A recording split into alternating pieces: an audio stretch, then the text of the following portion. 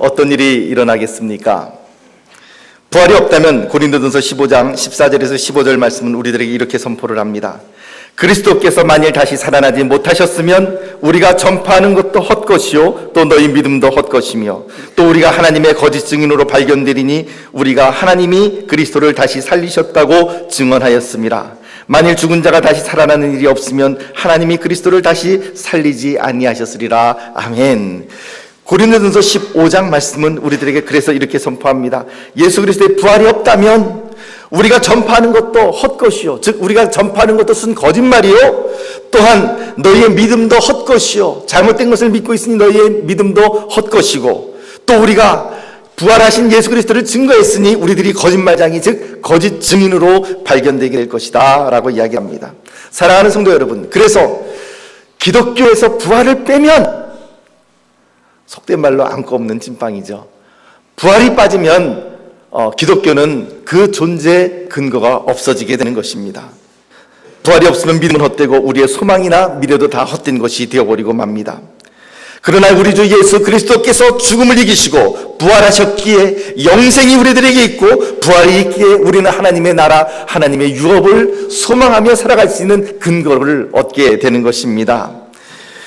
예루살렘에 가든툼이라고 하는 장소가 있습니다. 그러니까 번역하면은 정원 무덤 이렇게 하는 것이죠.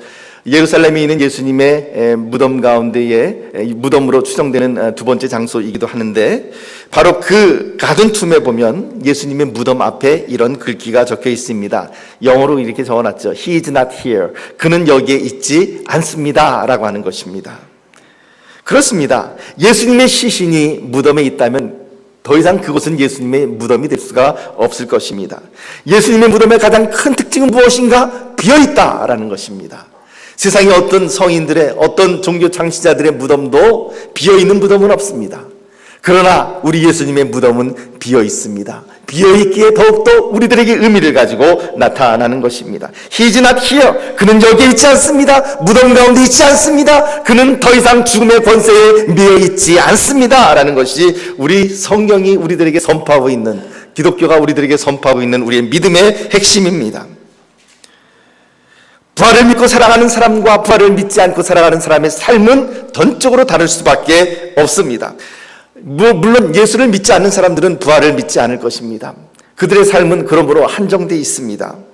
그러나 교회 다니는 사람들 가운데에서도 심지어는 예수님의 부활에 대하여 확신을 가지 못하고 부활을 올바로 믿지 못하고 있는 사람들이 있었던 것을 우리가 바라보고 있습니다.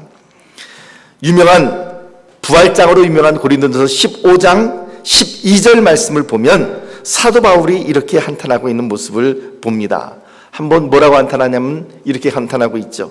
그리스도께서 죽은 자 가운데서 다시 살아나셨다 전파되었거늘 너희 중에서 어떤 사람들은 어찌하여 죽은 자 가운데서 부활이 없다 하느냐 이렇게 이야기를 합니다. 이미 초대교회 고린도 교회에서조차도 이미 죽은 자 가운데서 부활이 없다라고 주장하는 사람도 있었다는 것이죠.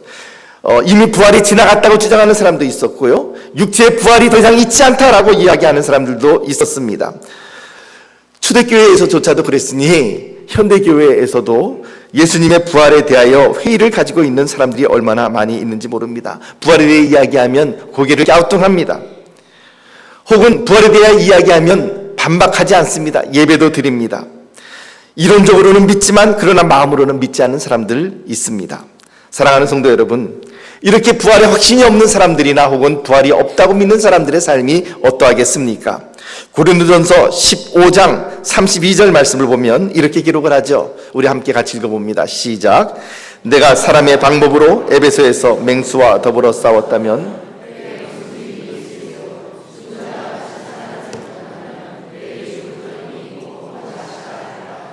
내가 사람의 방법으로 에베소에서 맹수와 더불어 싸웠다면 아마도 이 맹수라고 하는 것이 그 기독교를 핍박하는 어떤 사람들을 은유적으로 이렇게 이야기한 것 같습니다. 사람의 방법으로 에베소에서 예수 그리스도를 반대하는 사람들과 그렇게 사람의 방법으로 싸웠다면 내게 무슨 유익이 있겠는가? 그렇게 싸우지 않았다는 것이죠. 어떤 방법으로 싸웠다는 것입니까? 하나님의 방법으로 싸웠다는 것입니다. 하나님의 방법은 무엇입니까? 그것은 참는 것이고 그리고 오히려 고난을 당해주는 것이고 그리고 또한 부활을 선포하는 것이었습니다. 자, 그러니 예수 그리스도의 부활과 성도의 부활을 믿지 아니하는 자들은 어떤 삶을 살아가는가? 그들은 이렇게 고백합니다. 죽은 자가 다시 살아나지 못한다면 내일 죽을 터이니 오늘 먹고 마시자 할 것이다 라는 것입니다. 그렇죠. 부활이 없다고 믿는 사람들, 죽음 이후에 하나님의 나라가 없다고 생각하는 사람들, 그들의 시선은 그저 이 한평생 70년, 80년의 이 삶에 머물러 있습니다. 그들이 최대한 길게 내다보는 것은 기껏해야 죽기 직전까지의 70년, 80년의 인생을 바라볼 뿐입니다. 그러므로 그들의 삶은 굉장히 유한하고 그리고 또한 한정적일 수밖에 없습니다. 그런 사람들의 삶의 특징은 무엇입니까? 내일 죽을 터이니 우리가 살아있는 동안 엔조이하자, 우리가 살아있는 동안 먹고 마시고 즐거워하자, 이것이 바로 그들의 삶의 태도입니다. 그러나 부활을 믿는 성도들의 삶은 어떻습니까? 우리들의 삶은 이 땅에서 끝나는 것이 아니라는 것을 분명히 믿기 때문에 성도의 시선은 70년, 80년 이 유한한 이 땅에서의 삶에 머무는 것이 아니라 그것을 넘어서 영원한 생명을 바라보며 영혼을 향하여 그 시선이 집중되어 있습니다. 여러분, 영혼을 바라보는 사람과 이 땅에서 한정된 60년, 70년의 삶을 바라보는 사람의 삶의 태도는 전혀 같을 수가 없는 것이죠. 삶의 가치가 전혀 다를 수밖에 없습니다. 부활을 믿고 영원한 생명이 있음을 바라보는 사람들은 오히려 이 땅을 어떤 기회로 삽니까? 어떤 기회로 삼습니까? 심는 기회, 씨앗을 뿌리는 기회로 삼는 것이죠. 여기에서 우리가 주님의 복음을 심고 우리의 절제를 심고 헌신을 심고 주님의 나라에서 영원한 영광과 부활과 그리고 승리의 찬송을 부르기를 원합니다.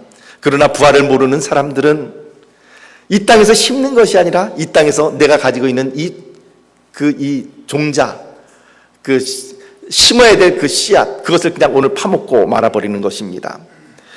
오늘 본문 말씀은 두 제자가 엠마오로 내려가는 길에서 예수님을 만난 이야기입니다. 두 제자가 있었습니다. 이 두 사람 중에 한 사람의 이름은 글로바입니다. 또 한 사람의 이름은 나타나지 않습니다. 이 한 사람, 이름이 나타나지 않은 이 한 사람 누구이겠습니까? 성경이 우리들에게 말해주고 있지 않기에 우리는 정확하게 알 수는 없지만, 그러나 그런 것들을 또 연구하는 분들이 성경학자들입니다. 성경학자들의 연구에 의하면 아마도 이 이름이 없는 무명의, 지금 여기 무명의 이 제자는 누가 자신일 것이다. 누가복음을 기록한 누가 자신일 것이다. 왜냐하면 이 엠마오로 내려가는 두 제자의 이 스토리는, 이 기사는 마태복음에도 마가복음에도 요한복음에도 나타나지 않고 오로지 누가복음에만 나타나고 있기 때문에 아마도 이 이름 없는 무명의 제자는 자기 이름을 밝히진 않았지만 누가일 것이다 라고 추정을 합니다. 일리가 있는 이야기라고 생각을 합니다. 이 엠마오로 내려가고 있는 이 두 제자가 서로 대화를 나누고 있는데 그 두 제자는 매우 심정이 착잡합니다. 오늘 지금 이 제자들이 내려가고 있는 이 시점은 무슨 요일에 해당되느냐 하면 바로 우리로 따지면 주일날 저녁 무렵입니다. 주일 해가 떨어지기 바로 얼마 전의 이야기입니다. 예수님께서는 주일 새벽에 부활하셨습니다. 그래서 우리는 주일날 예배를 드리죠. 주일 새벽에 부활하셨는데 그날 하루가 굉장히 긴 하루였던 것 같습니다. 예수님의 시신에 향품을 바르기 위하여 무덤에 갔던 막달라 마리아와 또 요한나와 다른 세베대의 어머니 마리아와 이런 여인들이 무덤에 갔는데 무덤에서 예수님의 시신을 발견하지 못했다라고 하는 소식을 들었습니다. 아니, 오히려 무덤에 그 무겁고 육중했던 본인이 되었던 돌이 굴러가 버렸고, 그리고 그 안에 예수님의 시신은 찾을 수가 없었습니다. 거기다 한 걸음 더 떠서 그 여인들의 증언에 의하면 천사가 그들에게 나타나서 예수님께서 부활하셨다라고 하는 것을 말씀해 주셨습니다. 요한복음의 기사에 의하면 이제 또한 마리아는 부활하신 예수 그리스도를 또한 그 부활의 현장에서 만나게 되었던 것을 우리들에게 또한 그들에게 증언을 해 주었던 것이죠. 그 부활의 여인들의 그 소식을 듣고 베드로와 요한과 그리고 많은 제자들이 예수님의 무덤으로 달려가 보았습니다. 그러나 예수님의 무덤에서 발견한 것은 예수님의 시신이 아니라 텅 비어 있는 무덤이었습니다. 그래야 이 모든 일들로 인하여서 이제 제자들의 마음 가운데 뒤죽박죽 혼란이 일어납니다. 그럼에도 불구하고 이 두 제자의 마음 가운데에는 소망의 마음이었다기보다는 낙담의 마음이 분명히 있었던 것이 사실이었습니다. 왜냐하면 17절 말씀을 보십시오. 17절 말씀 우리 함께 읽어볼까요? 17절 시작. 예수께서 이르시되 너희가 길 가면서 서로 주고받고 하는 이야기가 무엇이냐 하시니 두 사람이 슬픈 빛을 띠고 머물러 서더라. 슬픈 빛을 띠고 머물러 섰다. 부활의 예수님께서 그에게 다가오셔서 말을 걸어주었고 심지어는 엠마오로 내려가기까지 거진 10km를 같이 동행하며 그들에게 말씀을 풀어주셨지만 그들은 그분이 예수님인 줄을 알지 못했습니다. 여러분, 이게 가능하겠습니까? 어떻게 3년이나 예수님의 뒤를 쫓아다녔던 이 제자들이 물론 고정관념이 있었겠죠. 죽은 자가 어떻게 다시 살아날 수 있으랴라고 하는 고정관념이 있었겠지만 어떻게 부활하신 예수님을 만나지 못했을까? 알아보지 못했을까? 저는 이것이 늘 이 구절을 읽을 때마다 제 마음속에 드는 그 의문점 가운데 하나입니다. 이 땅에서는 제가 그 문제를 도저히 해결할 수가 없어서 하늘나라에 가면 제가 예수님에게 분명히 물어보고 싶은 주제 가운데 하나입니다. 어찌됐든 이 제자들은 예수님인 줄을 알지 못하고 있었습니다. 그리고는 슬픈 빛을 띠면서 머물러 섰습니다. 다시 이야기하면 그들의 마음을 채우고 있는 마음이 기쁨의 마음이나 소망의 마음이 아니라 슬픔의 마음이요, 그리고 또한 안타까운 마음이었다는 것을 알 수가 있는 것입니다.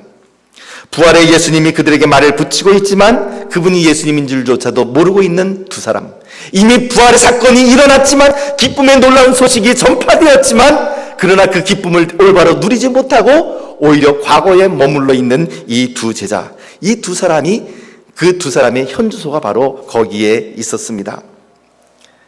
낙담과 실망하고 있는 그들은 엠마오로 향하여 내려갔습니다. 엠마오는 어디에 위치해 있는 곳이냐면 예루살렘에서 텔아비브 가는 쪽으로, 즉 서쪽으로 약 한 10km 떨어져 있는 이 산악지대 밑에 있는 그런 마을이죠.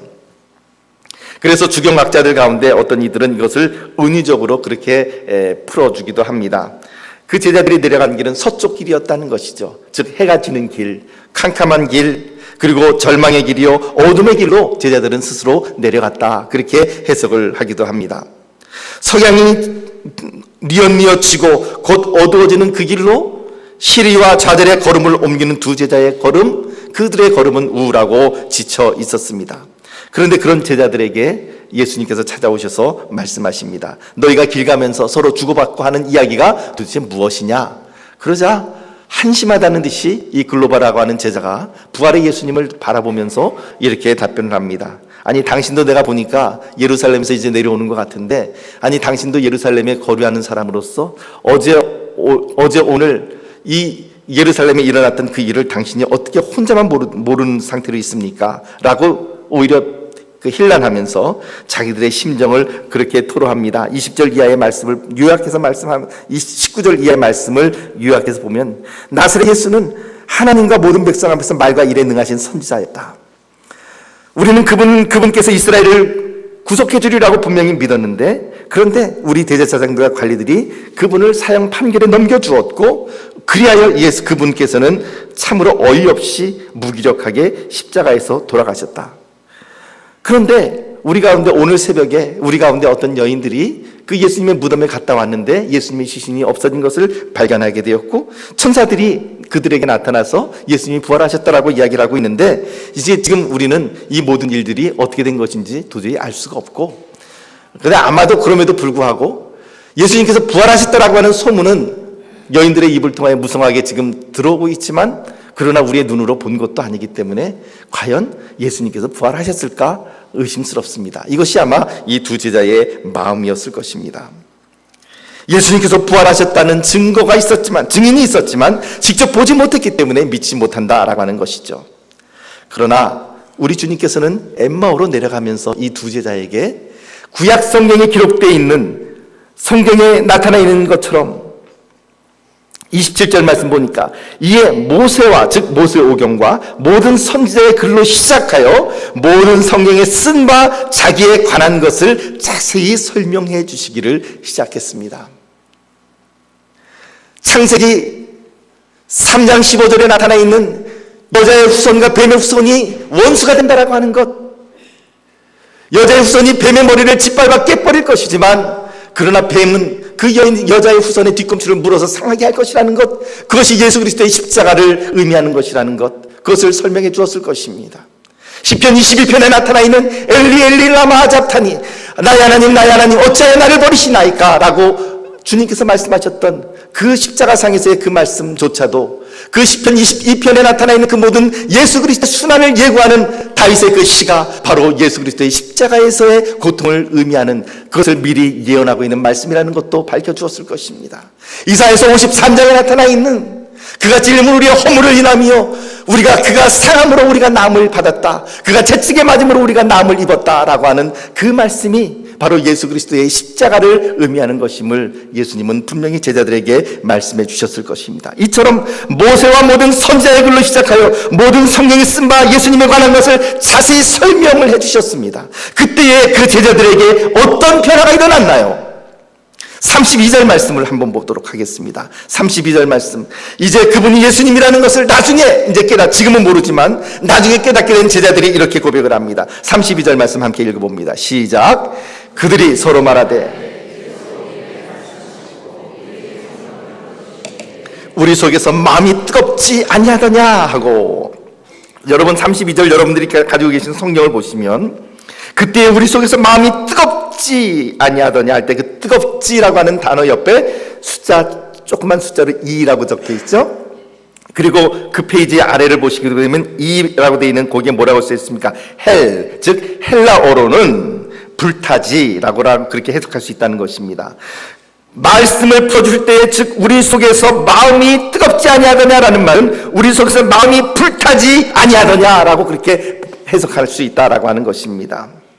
사랑하는 성도 여러분, 마음에 불이 붙으면 뜨거워집니다. 마음에 불이 붙으면 가슴이 뜨거워지고 눈물이 나고, 그리고 하나님의 말씀을 사모하게 되고, 지금까지 믿지 못했던 그 모든 말씀들이 내 마음의 신비에 새겨지게 되는 것이죠.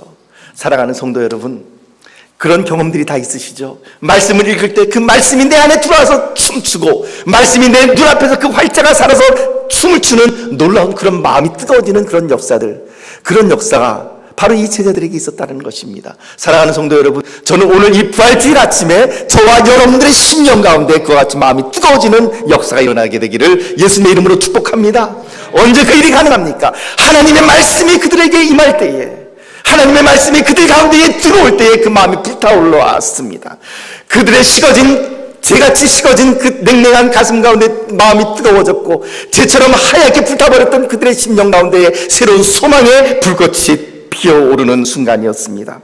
사랑하는 성도 여러분, 그 뜨거운 마음, 그 마음이 오늘 저와 여러분들에게 있게 되기를 바랍니다. 그 뜨거운 마음으로 우리가 예배로 나가기를 원하고, 그 뜨거운 마음으로 기도하기를 원하고, 그 불붙은 마음으로 우리가 하나님 앞에 찬양드리기를 원하는 것입니다. 뜨거운 마음으로 두 제자는 이제 예수님을 강권합니다. 오늘 성경 말씀 보니까 예수님께서는 그 엠마오를 지나쳐 가려고 하는 것처럼 그렇게 보였지만, 그러나 그 마음이 뜨거워진 두 제자는 그 예수님을 강권합니다. 그리고는 자기들과 함께 유하자라고 이야기를 합니다. 이미 날이 저물어가고 날이 이미 기울었으니 우리와 함께 유하로 들어갑시다 라고 강권하여 예수님을 모셔드립니다. 그 요청에 응답하시고 예수님께서는 그들과 함께 있는 자리에서 축사하신 후 빵을 떼어주실 때에 그 제자들의 눈이 열렸습니다. 그리고는 그들이 비로소 그분이 예수 그리스도라고 하는 사실을 알게 되었습니다. 30절, 31절 말씀 우리 같이 읽어봅니다. 30절, 31절 시작.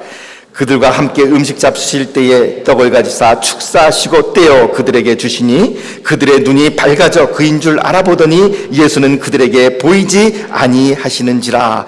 예수님께서 빵을 가지고 축사하셨습니다. 그리고 그것을 떼어 주었습니다. 그때 비로소 그들의 눈이 열렸습니다.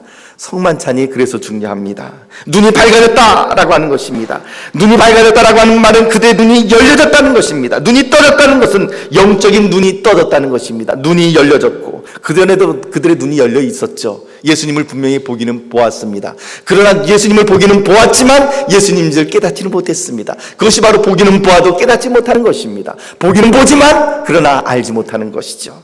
그 전까지 그들의 눈이 열려 있었지만 그러나 그들의 영안이 닫혀 있었습니다. 그런데 예수님께서 축사하시고 빵을 떼어 그들에게 주실 때에 그들의 영안이 열렸습니다. 마음의 눈이 열렸습니다. 성경이 열리고 마음이 열렸습니다. 여러분, 이 눈이 밝아졌다라고 하는 말을 헬라어로 보면은 그들의 눈이 be opened, 그들의 눈이 열렸다, 열려졌다라고 그렇게 수동태로 기록이 되어 있습니다. 여러분, 내가 눈을 떴으면 그것은 수동이 아니라 자동사이죠. 그냥 그대로 눈을 뜬 것입니다. 그러나 눈이 띄어졌다, 눈이 열려졌다라고 한다면 누군가, 내가 스스로 눈을 뜬 것이 아니라 누군가 다른 존재가 그 제자들의 눈을, 마음의 눈을, 영안을 뜨게 해 주었다라고 하는 것을 의미하는 것입니다. 누가 그렇게 했겠습니까? 바로 하나님의 거룩한 영, 성령께서 역사하신 것이죠. 성령께서 역사하시면 그들의 마음이 열리는 것입니다. 성령께서 역사하시면 그들의 눈이 띄어져서 예수님 줄 알게 되는 것입니다. 저는 저와 여러분들의 이 영안이 띄어지기를 예수님의 이름으로 다시 한번 축복합니다. 부활의 주님을 체험한 후에 두 제자에게 아주 획기적인 변화가 일어납니다. 첫째는 그들의 삶의 방향이 바뀌었다라는 것입니다. 부활하신 예수님을 만나는 모든 사람들마다 그들의 삶의 방향이 바뀌었습니다. 본문에 나오는 제자들을 보십시오. 33절 말씀 우리 같이 읽어볼까요? 33절 말씀 함께 읽어봅니다. 시작. 곧 그때로 일어나 예루살렘에 돌아가 보니 11제자 및 그들과 함께한 자들이 모여 있어. 부활의 예수님을 만나고 난 이후에 그들의 발걸음은 엠마오를 통하여서 이제 그들의 고향으로 내려가려고 하는 것이었지만, 즉 내려가는 길이었지만 이제 그들은 다시 그 자리에서 돌이킵니다. 어디로 돌이키나요? 예루살렘으로 돌이킵니다. 예루살렘은 어떤 곳입니까? 예루살렘은 십자가의 길이 있는 곳입니다.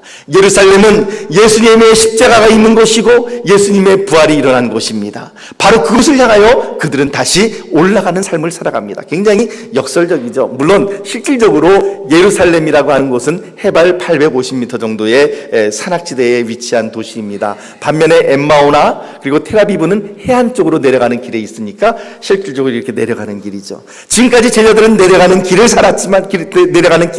갔지만 이제 역설적이게도 부활의 주님을 만난 이후에 그들의 길은 올라가는 길을 살아가게 되는 것입니다. 그뿐만 아니라 그들이 올라가는 길을 택한 것은 이제 날이 저물었으니까 이제 어두우니까 가기도 힘들고 그러니 그냥 여기서 하룻밤 자고 내일 아침에 올라가자가 아니라 뭐라고 이야기를 하죠? 33절 말씀, 32절 말씀, 몇 절입니까?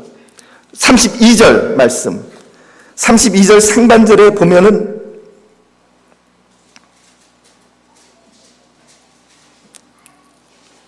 33절입니다. 죄송합니다. 제가 33절 말씀 상반절에 보니까 뭐라고 나타납니까? 곧 그때로 일어나 예루살렘에 돌아가 보니 라고 이야기를 합니다. 곧 그때로 일어나 예루살렘으로 올라갔다라고 하는 말씀을 우리들에게 증거하고 있습니다. 사랑하는 성도 여러분, 그들은 부활하신 예수님을 만난 이후에 주저할 것도 없이 곧바로 예루살렘으로 발걸음을 옮겼습니다. 어둠이 이미 내려앉았죠. 밤이 이미 내려앉아 있었지만 길을 가기에는 악조건이었지만 그러나 그들은 예루살렘을 향하여 올라갑니다. 왜 그랬습니까? 그들의 가슴이 불타고 있었기 때문에 그래요. 그들의 가슴이 불타서 예루살렘에 올라가서 무언가 전해야 될 메시지가 있기 때문에 그런 것입니다. 그 메시지의 내용은 무엇이겠습니까? 우리가 부활하신 예수님을 만났습니다 라고 하는 것입니다. 지금까지 우리가 다른 사람들에게 들었는데 긴가민가 했는데 이제 그것이 확실하게 예수님께서 부활하시고 살아나셨다라고 하는 사실을 이제 우리가 보았습니다. 체험했습니다. 그래야 이제 우리가 당신들에게 이것을 알립니다 하라고 하는 분명한 메시지가 이제 제자들의 마음 가운데 불타고 있는 것입니다. 사랑하는 성도 여러분, 부활의 기쁜 소식을 가진 사람은 자기 혼자만 그 소식을 가슴에 갖고 있을 수 없습니다. 헛소문이 아니라 사실이라고 하는 사실, 부활의 주님을 그들의 눈으로 분명히 보았다라고 하는 확신에 찬 메시지, 그것이 그들의 삶을 바꿔놓습니다. 그리고는 그들은 예루살렘을 향하여 그들의 방향을 돌려 올라갑니다. 내려가던 길을 올라가던 길로 바꾸고 낙담의 길로 가던 길을 기쁨과 소망의 길로 바꿨습니다. 그들의 인생의 방향이 바뀌었습니다. 인생의 목적이 바뀌었습니다. 달리 이야기하면 그들에게 소명이 임한 것입니다. 지금 조금 전까지만 하더라도, 부활의 주님을 만나기 전까지만 하더라도 그들은 내려가서 뭘 해야 될지 알지 못했을 거예요. 고향에 내려가면 뭐라고 먹고 살지? 그냥 예전에 했던 거 할까? 모든 것이 혼란스럽고 방향이 없는 삶이었지만 이제 부활의 주님을 만난 이후에 그들의 가슴 가운데 타는 메시지가 생겼고, 그리고 그것을 인하여서 이제 분명히 그들이 전해야 될 삶의 방향, 소명이 그들에게 생긴 것입니다. 사랑하는 성도 여러분, 부활의 주님을 만나게 되면 인생이 달라질 줄 믿습니다. 사랑하는 성도 여러분, 이 시간 여러분들에게 묻습니다. 오늘 여러분들이 가고 있는 길, 걷고 있는 길은 지금 어떤 길을 걷고 있으신가요? 그냥 이렇게 살아왔으니까 지금까지 살아온 대로 그냥 그대로 살아가는 거죠. 그렇게 말씀을 하신다면은 그것은 주님께서 기뻐하시는 삶이 아니라고 믿습니다. 사랑하는 성도 여러분, 분명히 우리들은 예수 그리스도의 부활을 본 사람들이요, 그리고 예수 그리스도의 부활의 메시지를 가슴속에 품고 있는 사람들입니다. 그렇다면 오늘 우리들의 삶은 어디로 가야 될까요? 내려가는 길이 아니라 올라가는 길로 가야 할 줄 믿습니다. 예루살렘으로 가야 할 줄 믿습니다. 예수님의 십자가가 있고 그리스도의 고난의 증거가 있는 그곳, 다른 제자들이 모여있는 그곳, 부활의 메시지를 전해야 될 사람들이 있는 그곳으로 우리가 올라가야 할 것입니다. 사랑하는 성도 여러분, 우리는 그것을 소명이라고 부릅니다. 부활의 주님을 만난 사람은 그 마음 가운데 분명한 방향이 생기게 되는 것이죠. 예수님을 만나면 길이 바뀌게 되고 방향이 바뀌게 됩니다. 부활하신 주님 때문에 인생의 방향이 달라지기 바랍니다. 실망과 좌절로부터 희망과 기쁨의 방향으로, 무기력하고 무능력한 방향에서부터 힘있고 능력 있는 삶의 자리로, 내 살 길 찾던 길에서 새로운 헌신의 길로 그렇게 들어오기를 축복합니다. 두 번째 변화는 그들이 증인으로 바뀌었다는 것입니다. 34절에서 35절 말씀 우리 함께 읽어봅니다. 34절에서 35절 말씀 시작. 말하기를 주께서 과연 살아나시고 시몬에게 보이셨다 하는지라. 두 사람도 길에서 된 일과 예수께서 떡을 떼심으로 자기들에게 알려주신 것을 말하더라. 아멘. 이미 예루살렘에 올라가 보니까 다른 제자들도 역시 부활의 주님을 증거하고 있었습니다. 예수님께서 시몬에게 보이셨다는 것, 그래야 이 두 사람도 자기들의 길에서 일어난 그 사건을 다른 제자들에게 증거를 합니다. 지금까지 그들은 부활의 소식을 다른 사람의 입을 통하여 들었지만 이제 예수 그리스도를 만난 이 순간 그들은 그들 자신이 입을 열어 부활의 주님을 증거하는 삶을 살아가게 됩니다. 사랑하는 성도 여러분, 부활의 주님을 만나면 몸하게 하였다 하더랍니다. 이게 아니라 간접화법이 아니라 직접화법을 쓰게 되는 것이죠. 예수님께서 부활하셨다고 합디다가 아니라 예수님께서 부활하셨습니다. 이것이 바로 증인의 삶인 것입니다. 부활의 주님을 만나면 삶이 강해지고 능력이 지배하고 뜨거움과 불이 지배하는 인생을 살아가게 됩니다. 우리 주님께서는 승천하시며 우리들에게 이러한 말씀을 부탁하셨습니다. 마태복음 28장 18절에서 20절 말씀 우리 같이 함께 읽어보도록 합니다. 시작. 예수께서 나와 말씀하여 이르시되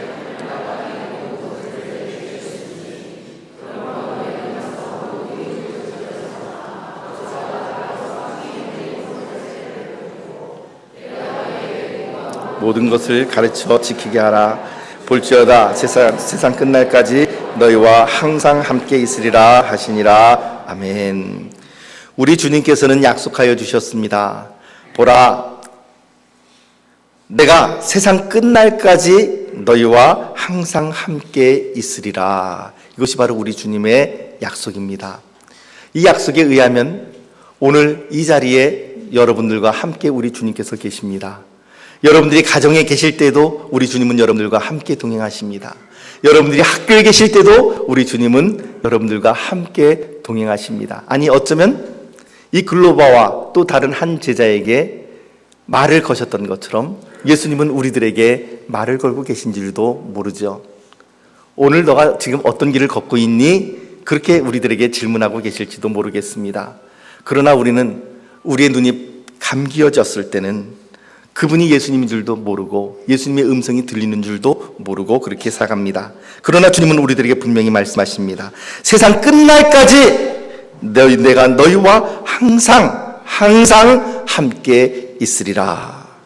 그러면서 주님은 말씀하십니다. 하늘과 땅의 모든 권세를 내게 주셨으니 나도 너희들을 파송한다. 그러므로 너희는 이제 나 대신에 가서 모든 민족을 제자로 삼아 아버지와 아들과 성령의 이름으로 세례를 베풀어라. 그리고 내가 너희에게 분부한 모든 것을 가르쳐 지키게 하라. 이것이 바로 우리 주님께서, 승천하시는 주님께서, 부활의 주님께서 우리들에게 이 땅에서 마지막 남겨주신 유언과도 같은 말씀인 것입니다. 사랑하는 성도 여러분, 이것이 바로 오늘 우리의 소명이 되어야 할 줄 믿습니다. 사랑하는 성도 여러분, 오늘 이 아침에 나오시면서 우리 마음속에 품고 있는 이 부활의 소망을 누군가 다른 사람에게 혹시 증거해 보신 적이 있으십니까? 예수님 부활하셨습니다 라고 혹시 그 기쁨을 함께 나누신 적이 있으십니까? 만약에 그렇지 못하다고 한다면 어쩌면 우리는 이론으로는 예수님의 부활을 인정하지만 마음으로는 믿지 못하는 자일 수도 있습니다. 왜 그렇습니까? 예수님의 부활을 눈으로 목도한 이 제자들이 어떻게 변화됐는가를 보십시오. 그들은 시간과 장소와 환경을 따지지 않았습니다. 곧 그 길로 돌이켜서 예루살렘으로 올라갔습니다. 부활의 주님을 만난 사람은 이런 변화가 일어나게 되는 것이죠. 만약에 그런 변화가 없다면 우리 스스로에게 질문해 봅시다. 나는 과연 부활의 주님을 만났는가? 나는 과연 부활의 주님을 내가 정말로 믿고 그분의 부활이 나의 부활인 것을 내가 알고 믿고 그리고 그것을 고백하고 있는가? 사랑하는 성도 여러분, 오늘은 부활주일입니다.